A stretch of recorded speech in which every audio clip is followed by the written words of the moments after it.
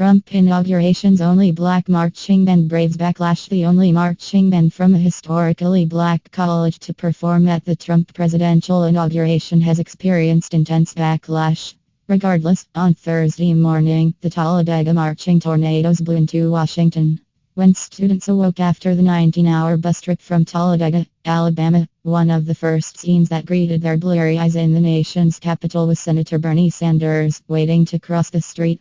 It was a sight few of the Talladega College marching band members thought they'd ever see: a former presidential candidate strolling to work, as the vast majority had never even been outside the state of Alabama.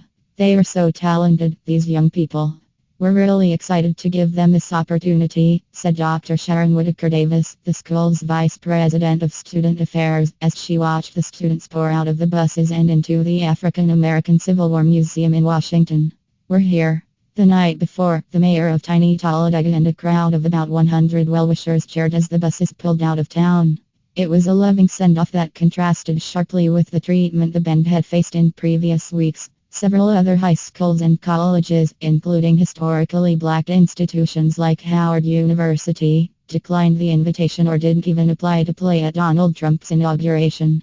As soon as it was announced that the Marching Tornadoes was the sole black college to accept, they were called sellouts, race traitors, and worse. The college president received demands for his resignation, and then death threats. Alumni begged their alma mater not to go. "Please do not march in this. Stand with people of color against racism," one comment read on the band's Facebook page.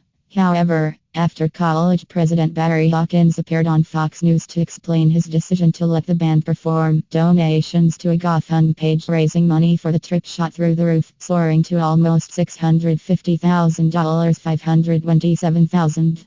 The extra money will go towards scholarships, new band uniforms, new instruments, and a new practice space. The college has only 700 students, almost all of whom receive some type of financial aid.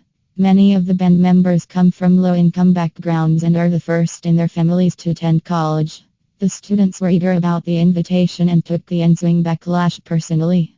"I just couldn't understand why they would do that to us," said 21-year-old alto saxophone player Ariel House. "We're students. We're not involved in a political party. We just wanted to go show our talents. He's president, regardless," said Alexis Robinson. "I just want to march on Pennsylvania Avenue, period." Once in Washington, the trip organizers had hoped to take the students straight to the Martin Luther King Memorial on the National Mall. But because streets were already blocked off for the inauguration, they instead headed to the African American Civil War Museum, a tribute to the black soldiers who fought for the Union. Talladega College itself was founded in 1867 by the descendants of slaves. Inside the darkened museum, the students swished around in their matching blue and crimson tracksuits, peering into display cases of rusty slaves' shackles, a yellowed 1862 copy of the New York Times announcing the preliminary emancipation of slaves, and a sign that reads, "We serve colored carry-out only." When Mr. Hawkins announced to the group that a special guest awaited the students across the street, a student said, "Obama." Instead, Amrosa Manigault, former Apprentice star, director of Mr. Trump's African American outreach during the